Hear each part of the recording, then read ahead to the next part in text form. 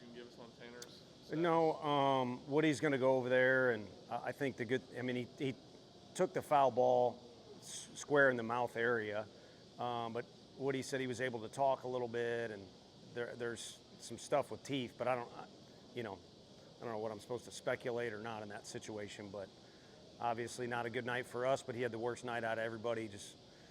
It's a same deal I dealt with.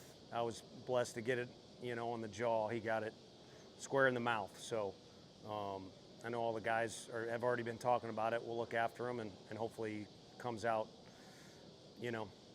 Wiggy's Wiggy. So I think he'll come back and be the same guy that he was.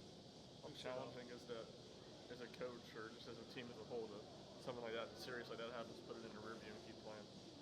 It's just makes it strange.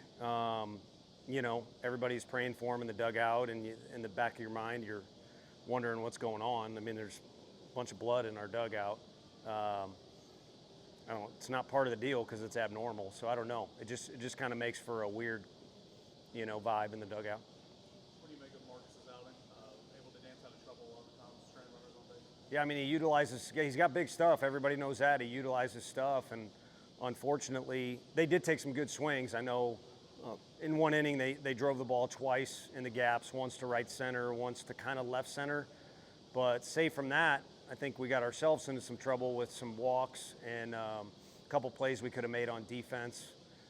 Those two things are going to happen. It's just when we don't score on offense and you're playing a lineup that's versatile and they're dangerous, like all SEC lineups, it just gets exposed a little bit or highlighted a little bit. So had good stuff, had good composure in those moments, but you'd like to avoid those moments a little bit. What adjustments does he need to make to slow down the other team on the bases to prevent the I think just a little bit of presence. I mean, it's a little easier for the left-handers facing the runners, but you see guys, up on the mound that are able to step off, pick, just have presence up there and deal with certain situations. And I don't know that we could have gone back in time, but there was one where first and third early break where ought to be able to step off and kind of make a play on the deal. But they're also looking to be super aggressive and high risk on the bases, and that's part of the deal as well. From AJ in his first SEC outing? That he was really good to start. I know he was frustrated with the last hitter. That was going to be his last hitter no matter what.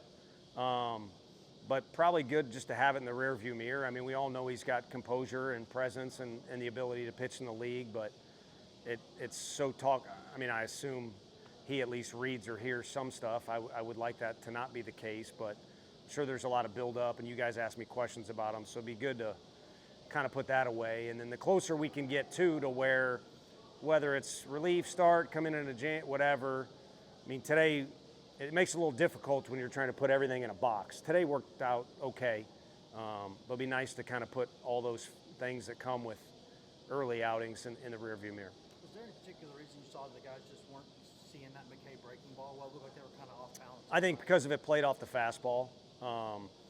Fastball to us, compared to what people said, obviously look at a little bit of video, but I think the fact his fastball was really good tonight, it made the other stuff better. And I'm just using my eyeballs on that, but there were some comments in the dugout too that would make that my best guess. Third straight weekend, y'all lost game 2 after winning game 1. Any common theme you can sense? Not really. I mean, you're going to get the team's best punchback when they lose that Friday game, and I don't think there's any one theme in particular other than the guys who have thrown on Saturday have thrown fairly well. There's usually a guy in there that would have been nice if it would have gone better for Deloy today. Maybe defense could have helped a little bit, but we did make some good defensive plays. But a combination of you just wish a guy or two would have maybe thrown a little bit better, but it gets highlighted by the fact that we didn't swing the bat well, tonight, and really those other 2 occasions either, against the starter in particular.